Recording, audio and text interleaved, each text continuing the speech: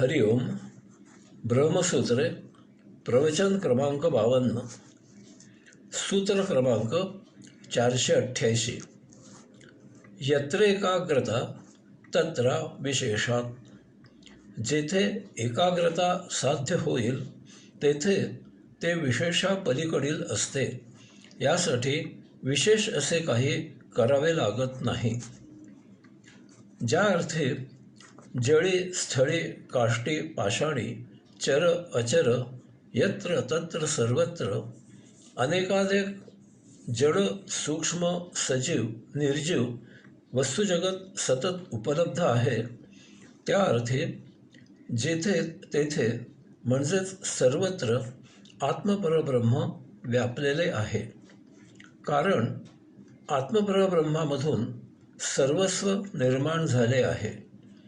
केवळ त्याच्यामुळेच या सर्वस्वाचे पालन पोषण संवर्धन होत असते. तसेच फक्त आत्मपरब्रह्मामुळेच आत्मपरब्रह्माकडून आत्मपरब्रह्मामध्येच या सर्वस्वाचे पालन होत असते. अशा प्रकारे उत्पत्ती स्थिती लय हे सर्वस्व आत्मपरब्रह्मामुळे आत्मब्रह्माकडून आत्मपरब्रह्मामध्ये सतत अव्याहत सदा सर्वदा होत असते. यास्तव या ब्रह्मांडामध्ये असे एकही ठिकाण नाही, एकही थेंब नाही, असा एकही क्षण नाही की जेथे आत्मपरब्रह्म नाही. यामुळे ज्यांना आत्मपरब्रह्माची साधना उपासना करायची आहे ते कोणत्याही ठिकाणी कोणत्याही क्षणी कशावरही धारणा करू शकतात. हे सूत्र सांगण्याचा हेतू असा आहे की आत्मपरब्रह्माची साधना उपासना करायला कोणत्याही विशिष्ट मुहूर्ताची विधींची सोपस्कारांची आवश्यकता नाही. ही अशी विशिष्ट मुहूर्ताची विधींची सोपस्कारांची योजना भौतिकाच्या मागे लागणाऱ्यांसाठी चलाख पोट भरूनही द्रव्य मिळवण्यासाठी निर्माण केलेली आहे. आत्मपरब्रह्माचे साधना उपासना करण्यासाठी हे सूत्र एकच कसोटी सांगते, ज्याची जेथे ज्यावर धारणा होऊ शकते, एकचित्तता एकाग्रता एकरूपता साध्य होते, तेथे त्याने ध्यानस्थ बसावे. सूत्र क्रमांक 489. आप्रयाणात्रतापि हि दृष्टम. संपूर्ण जीवनभर उपासना करावी तरच त्याचे अंतिम घडीपर्यंत सान्निध्य राहते. भौतिकात अपेक्षित गोष्ट साध्य झाल्यावर ती विशिष्ट पूजा अर्चा विधी सोपस्कार सोडून देण्यात येतात. कारण त्यांचा हेतू विशिष्ट मर्यादित सीमित असतो.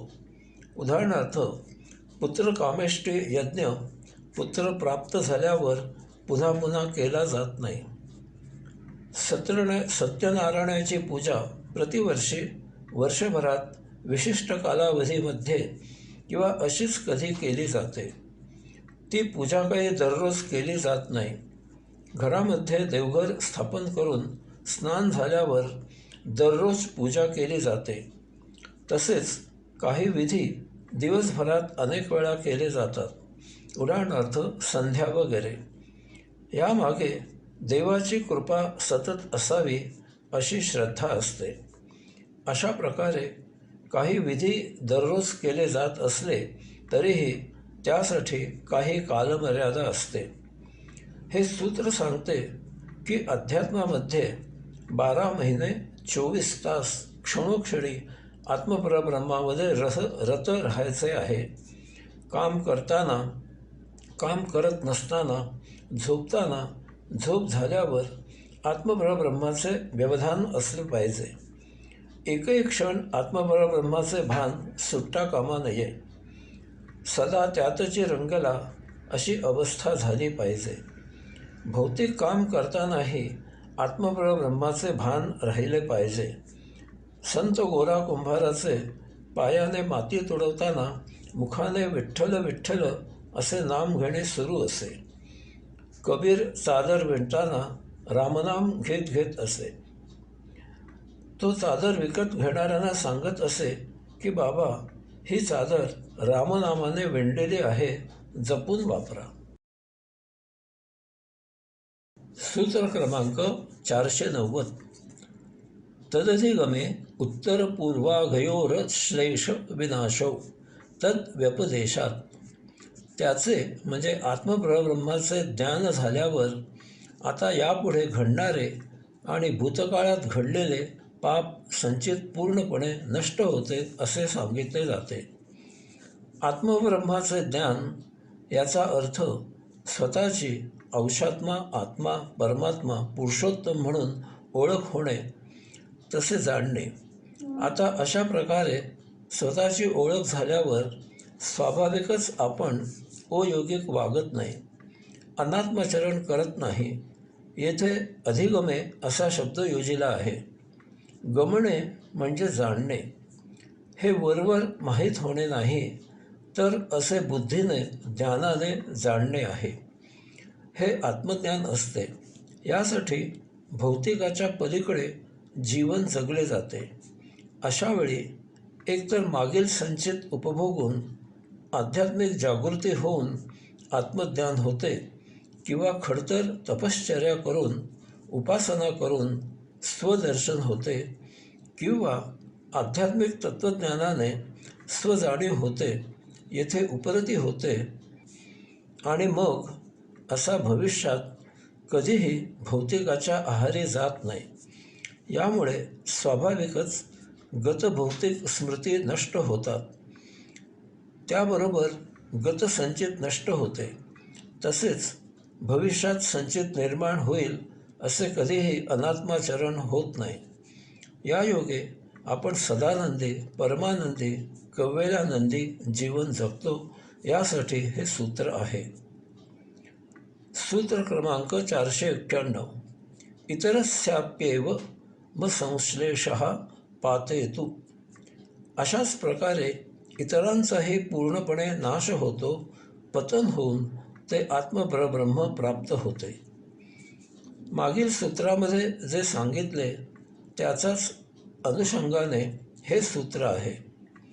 हे सूत्र सांगते की आत्मज्ञानाने जसे पाप संचित नष्ट होते, तसेच इतर अन्य गोष्टीही नष्ट होतात.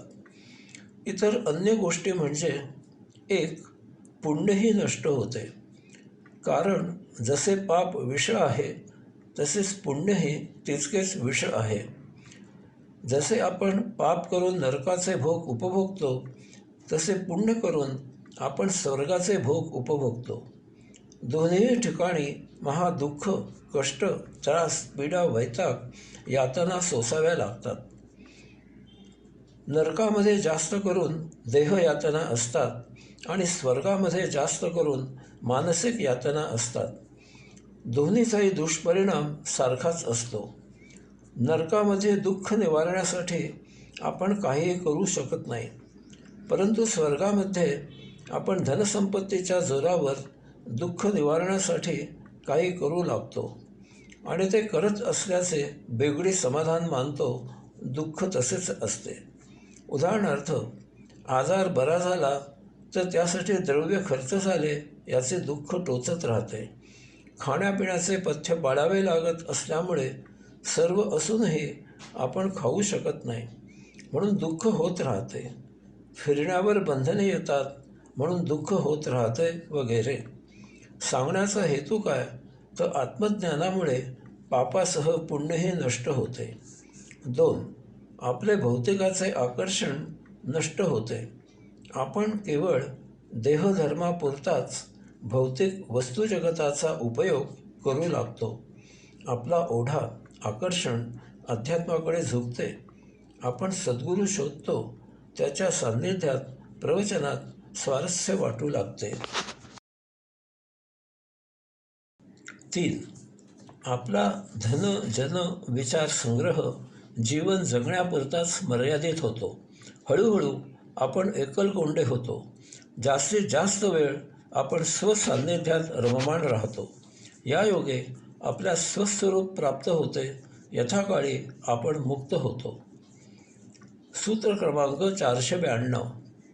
अनारब्ध कार्ये एव तु पूर्वे तदवधेः. ज्या कार्याचा आरंभ झालेला नाही अशांच्या म्हणजे संचिताचा नाश होतो, कारण देहपतनाला वेळ असतो. ज्ञानयोगे अध्यात्मामध्ये यथाकाळी प्रगती होऊन संचित नष्ट होते, मुक्ती प्राप्त होते.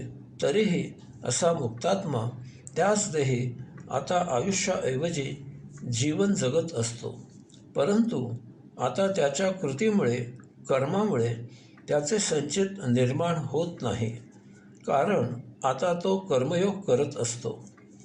तो जरी मुक्त झाला तरी त्याचा देह पतन होत नाही.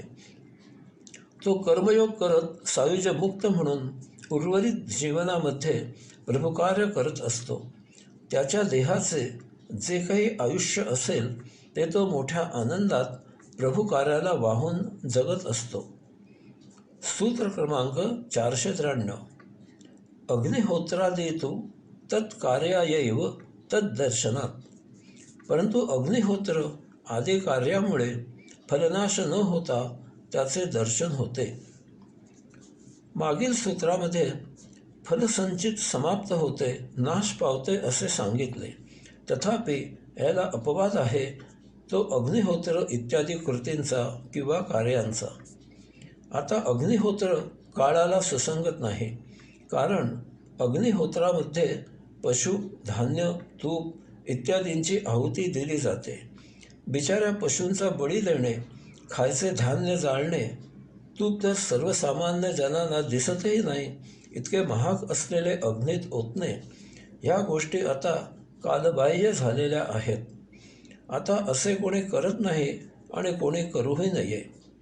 आता नव्या पद्धतीप्रमाणे अग्निहोत्र केले जाते. असे जरी असले तरी आपण मात्र या सूत्राचा केवळ अध्यात्माप्रमाणे अर्थ जाणून घ्यायचा आहे. हे सूत्र कालबाह्य झालेले नाही, याचा त्रिकालाबाधित अर्थ आपण समजून घ्यायचा. हे सत्य अग्निहोत्र आहे. 1. आपल्या पोटामध्ये जठराग्नी आहे, त्याला सुयोग्य असा अन्न पाण्याचा आहुती द्यायची, म्हणजे आपला देह जीवित राहतो. त्यायोगे आपण साधना उपासना करू शकतो. 2. आपल्या देहामध्ये पहिल्या मूलाधार चक्रामध्ये कुंडलिनी शक्ती आहे. तिला प्राणायाम, ओंकार, जप आदी उपासनांची आहुती देऊन ती जागृत करायची. त्यायोगे एक एक करून आपले सप्तके प्रज्वलित होतात. आपला संपूर्ण देह योग ऊर्जामय होतो. हे सूत्र पुढे सांगते की या योगे आपल्याला देहातीत अवस्था प्राप्त होते. यथाकाळी आपल्याला आत्मपरब्रह्माचे दर्शन होते. आपण दार्शनिक होतो, साक्षात्कारित होतो. सूत्र क्रमांक 494. अतोऽन्यपि ह्येकेषा मुभयोः. अशाच प्रकारे अन्य जी कर्मे कृती आहेत त्यांच्याबद्दलही सर्वानुमते एकवाक्यता आहे. मागील सूत्रामध्ये सांगितल्याप्रमाणे आणखी इतरही अशा कृती कर्मे आहेत की ज्यांच्याबद्दल सर्वांमध्ये एकवाक्यता आहे. याचा अर्थ असा आहे की मुक्ती प्राप्त होण्यासाठी ज्या काही साधना उपासना कराव्या लागतात त्यांचे फळ प्राप्त होते, ते नष्ट होत नाही. मागील सूत्रामध्ये सांगितलेले अग्निहोत्र हे काही भौतिक वस्तुजगतासाठी केले जात नाही. ते निष्काम भावनेने परमात्मा प्राप्तीसाठीच केले जाते. अन्य कर्मे जी देह जीवित ठेवण्यासाठी आवश्यक आहेत केवळ तीच केली जातात. यामुळे अशांपासून संचित निर्माण होण्याचा प्रश्नच निर्माण होत नाही. साधना उपासना करण्यामागील हेतू आत्मपरब्रह्माची प्राप्ती व्हावी हाच आहे. यामुळे अशा क्रियांपासून मिळणारे फळ आपल्याला प्राप्त होते. यथाकाळी आपण मुक्त होतो. ओबी क्रमांक 495. यदेव विद्ययेति हि. जी कर्मे करावी ती ज्ञान प्राप्त करून देतात. आपण जी कर्मे करतो ती आपल्याला काही ना काहीतरी ज्ञान प्राप्त करून देतात. मग आपला हेतू ज्ञान प्राप्त करण्याचा असो किंवा नसो. समजा आपण रस्त्याने जात आहोत, वाऱ्यामुळे आपल्याला वास आला आणि जाणीव झाली की हा वास सोनचाफ्याच्या फुलाचा आहे. झालं, आपल्याला ज्ञान झालं. किंवा आपण पुण्याहून चिंचवडला जात असताना आपल्याला घाण वास येऊ लागतो. आपण मनात म्हणतो याची फॅक्टरी आली. झालं, ज्ञान झालं आपल्याला. किंवा रस्त्याने जाताना ओळख नसताना अचानक हात जोडून लावून राजकीय पुढारी आपली विचारपूस करू लागतात. आपण म्हणतो निवडणूक जवळ आली. झालं, ज्ञान झालं आपल्याला. तथापि अशा प्रकारे ज्ञानप्राप्ती झाली तरी आपले यामुळे संचित निर्माण होत नाही, कारण यात आपला काहीही हेतू नसतो. ओवी क्रमांक 496. भोगेन त्वितरे क्षपयित्वा संपद्यते. परंतु फळाचा उपभोग घेतल्यानंतर त्याचा नाश होतो आणि ब्रह्मस्वरूप प्राप्त होते. संचित नष्ट झाले तरी देहाचे आयुष्य शिल्लक असते आणि मृत्यूपाप प्राप्त झालेली नसते.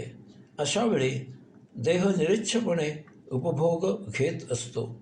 अर्थातच असे उपभोग संचित निर्माण करत नाहीत, कारण या मधल्या काळामध्ये असा प्रभूचे कार्य करत असतो. यथाकाळी अशावर प्रभू कृपा होते आणि त्याला सायुज्यमुक्ती प्राप्त होते. हे सूत्र सांगण्याचा हेतू असा आहे की उपासना करणाऱ्याने आपले कर्म निष्काम भावनेने सुरू ठेवावे. जमेल तसे प्रभुकार्य करत असावे. मुक्तीची वाट पाहू नये. आपण आपले उपासना करण्याचे काम करावे. मुक्ती द्यायचे प्रभूचे काम तो यथाकाळी करतो, त्याची चिंता करू नये. येथे 4था अध्याय 1ला पाद संपन्न होत आहे. हरिओम.